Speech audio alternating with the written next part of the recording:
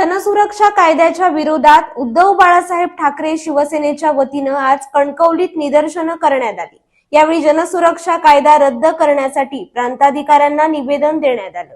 सुरक्षा कायदा हा कायदा जनविरोधी आहे, घटनाविरोधी आहे, लोकशाहीच्या हक्कांना त्या ठिकाणी विरोध करणारा आहे आणि म्हणून संपूर्ण शिवसेनेची या महाराष्ट्रातल्या देशातल्या विरोधी पक्षांची मागणी आहे कुठल्या परिस्थितीमध्ये हा कायदा त्या ठिकाणी रद्द करण्यात यावा। हा कायदा म्हणजे एक आणीबाणी आहे, एक दडपशाही आहे, एक मुजोरी आहे, सत्तेचा माज आहे आणि हा कायदा त्या ठिकाणी रद्द झाला पाहिजे।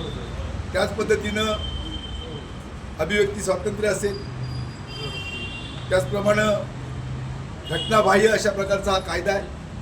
लोकांच्या अधिकारावर त्या ठिकाणी अतिक्रमण करणारा आहे, जनतेच्या मूलभूत अधिकारावर त्या ठिकाणी गदा आणणारा अशा प्रकारचा अधिकार आहे आणि म्हणून या सत्ताधाऱ्यांना त्या ठिकाणी या निमित्तानं सांगू इच्छितो ज्या पद्धतीनं अलीकडेच बांगलादेशमध्ये असेल, नेपाळमध्ये असेल, ज्या राष्ट्रांमध्ये जनतेचा उद्रेक झाला आणि लोकांनी मग त्या ठिकाणी सगळी जी सत्तास्थानं होती, राष्ट्रपती असेल, निवास असेल, पंतप्रधान असेल, मंत्री असतील, कशा पद्धतीनं त्या ठिकाणी लोकांचा विरोध झाला। कारण त्यांनी मीडियावर बंदी आणलेली होती, भ्रष्टाचार मोठ्या प्रमाणात होता, बेरोजगारी मोठ्या प्रमाणात होती। या सगळ्याचा उद्रेक हा नेपाळमध्ये झाला आणि त्या पंतप्रधानांना त्या ठिकाणी देश सोडून जावं लागलं आणि म्हणून तशाच प्रकारचा कायदा हा पुन्हा या देशामध्ये आणि महाराष्ट्रामध्ये आणण्याचा प्रयत्न या सरकारच्या माध्यमातून त्या ठिकाणी सुरू आहे। खरं तर या कायद्याचा दुरुपयोग त्या ठिकाणी होऊ शकतो।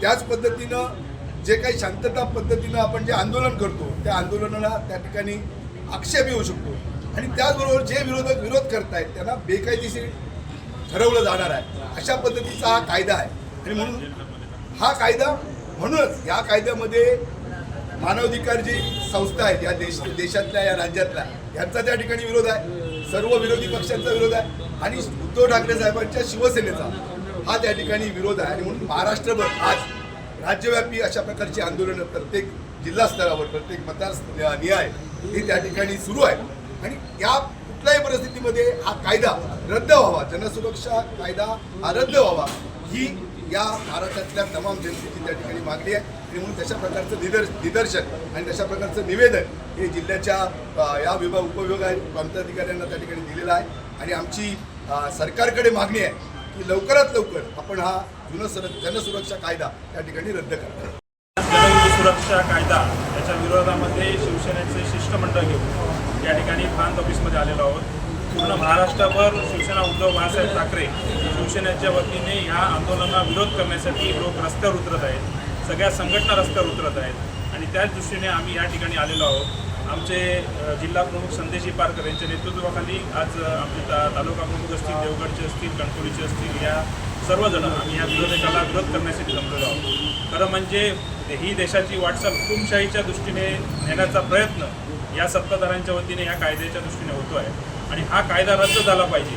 अभिव्यक्ती स्वातंत्र्य या देशामध्ये जिवंत राहिलं पाहिजे, यासाठी आमचा हा लढा आहे आणि हा लढामध्ये खरोखरच म्हणजे एखादं आंदोलन असेल, एखादं उपोषण असेल, हे दडपण्याचं काम हे सरकार करणार आहे।